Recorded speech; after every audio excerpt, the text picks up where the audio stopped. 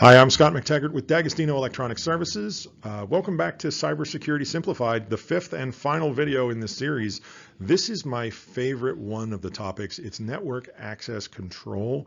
I think you're really going to like it. But before we get started, I just want to thank you for your attention along the way. I hope you found it to be valuable. Let's jump in. We're talking NAC. Specifically, we're talking FortiNAC. So FortiNAC is the network access control that is part of the Fortinet security fabric. If you remember all the way back to the very first video in this series, I've been telling you about the interoperability of these different products being key to reducing your investment of time, of money, of effort. It's easier for your security to work as intended when all the products share information uniformly across the boundaries of the silos.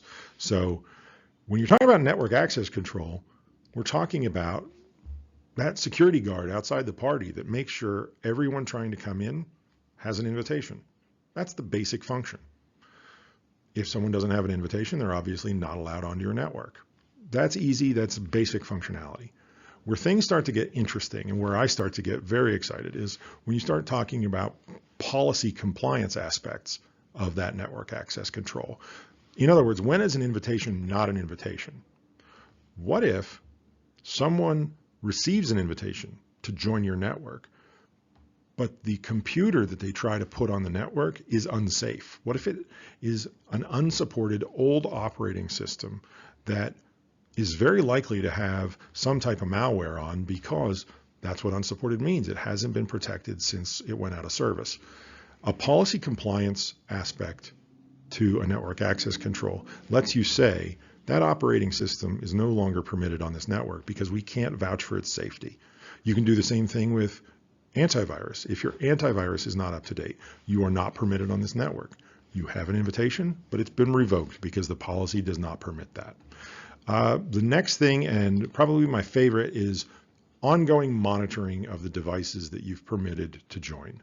So you've complied with policy, but the behavior of your device is suspicious. With FortiNAC, you can instantly shut down that device's ability to affect other things on the network. It's a tremendous feature. It prevents that invitation from becoming a license to destroy your network. So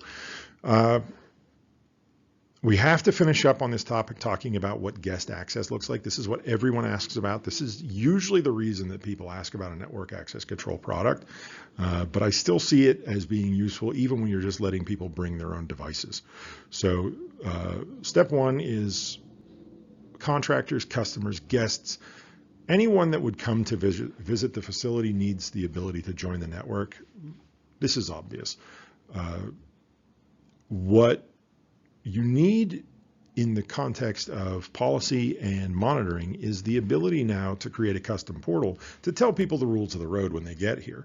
It's an easy way to avoid a problem if before they're permitted to join the network, there's a page that tells them they have to comply with policy. Only certain operating systems are permitted on the network. Antivirus has to be up to date before you're permitted to join. This is a really nice, no-touch, self-service way that guest, only here for an hour, only here for a day, can expect what security measures you have in place in case something goes wrong. The last thing is, and I love this, you've got different types of enforcement in terms of how long is this person permitted to be on the network, or again, how much of your resources are they permitted to burn up? In this case, a time limit for how long they're allowed to be on the network, or a bandwidth limit for how much they're permitted to use on the network, helps keep you in control of your network, even when a guest maybe has some unconventional needs.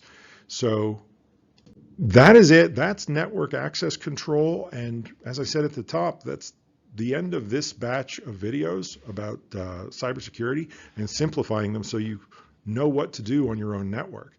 There is a lot more where that came from. Everyone has their own applications, their own needs. Every business, every institution, every school is different. So if there's more that you want to know, my best recommendation is to jump onto our website, descomm.com. There are tons of resources there.